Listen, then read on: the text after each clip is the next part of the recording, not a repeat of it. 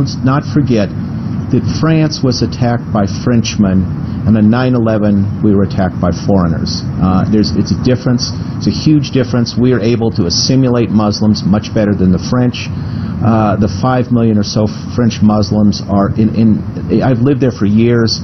Now, I wouldn't call them isolated, but they're not as integrated as American Muslims are. And so the French have a very different problem, and it's a much more difficult problem than we have locally.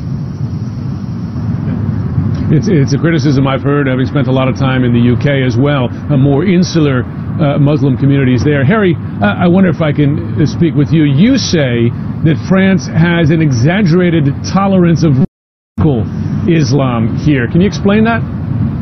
Right. Well, basically what I meant is the fact that the French government has created an environment in these certain neighborhoods where they don't allow local law enforcement to come in.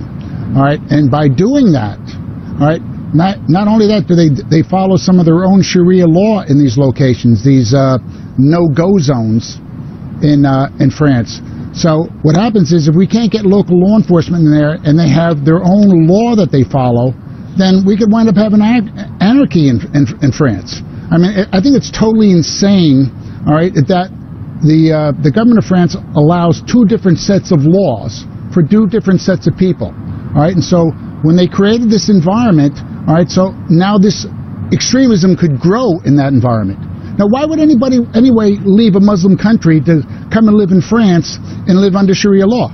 It doesn't make any sense to me.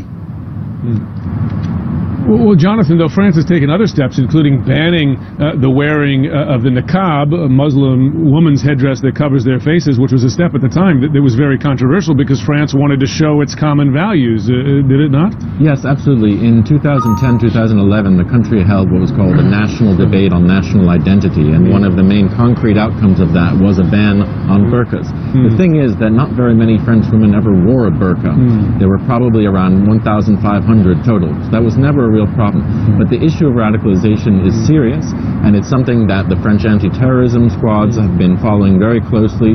French intelligence is really is well known for its casework on this, and it's something that the U.S. relies on heavily. No question. And as we know, intelligence services, they're constantly learning, because this is a relatively new process, this outreach to Muslim communities, in particular, to help identify and prevent recruiting for extremism and thoughts, a constant adjustment in strategy.